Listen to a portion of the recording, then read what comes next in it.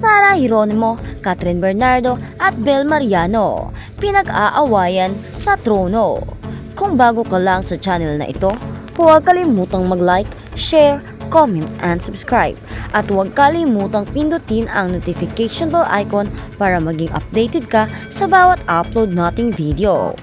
Pinagsama sa isang frame sina Catherine Bernardo, Sara Hieronimo at Bel Mariano. Ang caption na nakalagay, "Our very own kapamilya." Kanya-kanyang komento naman ang mga fans nila. Asia superstar Catherine Bernardo. Hindi mapagpalamang ang fan ni Bel.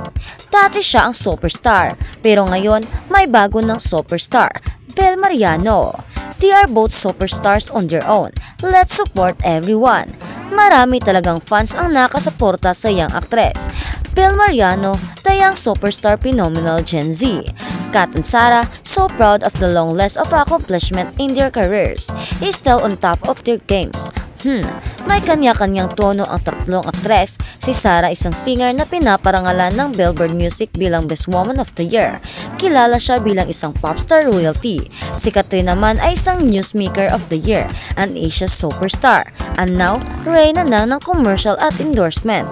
Samantala, si Bel, ang first ever Filipina na nanalong Outstanding Asian Star at Soul Drama Awards. Gerald nilaling kay Vanny Gandler. Kung bago ka lang sa channel na ito, huwag kalimutang mag-like, share, comment, and subscribe. At huwag kalimutang pindutin ang notification bell icon para maging updated ka sa bawat upload nating video. Ang daming kinilig na tuwa nang makita si Gerald Anderson sa PVL. Si Gerald na nga yata ang pinaka-sporty sa lahat ng mga artista ngayon, o tipong pamalit kay Richard Gomez na sober active rin sa sports noon. At sino nga ba ang sinusuportahan ni Gerald na volleyball team o player? I am just here to support both teams. Doon sila sa third floor.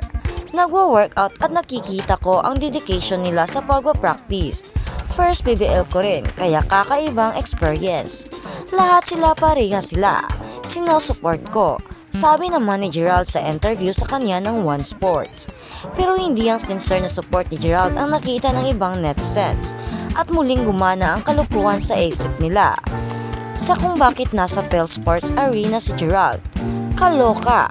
Ang dami talagang judgmental na tao na nakita lang si Gerald may bet na agad na player. At sino raw ba ang naiisip nilang bet ni Gerald na player? Ito nga ang hula chika nila. Issue na naman ito malamang. Ha ha ha. May bagong target lock na naman si Idol. Vanny Gandler, i.e. Julia Barreto left the group. Delikado si Vanny Gandler. Next in line, Vanny Gandler. Baka si Vanny Gandler. Sino ba naman ang hindi magkakagusto sa kanya? I-artistahin na maganda at sexy pa. Si Vanny Gandler yan. Maganda na sexy pa ang katawan.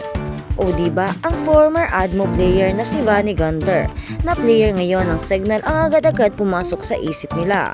Well, mabuti na lamang at marami pa rin ang hindi marurumi ang isip o hindi agad-agad dinuhuskahan si Gerald, na naniniwala sila na talagang nandoon si Gerald para suportahan ang lahat ng manlalaro ng volleyball, na umiiral pa rin ang hilig at pagmamahal niya sa sport.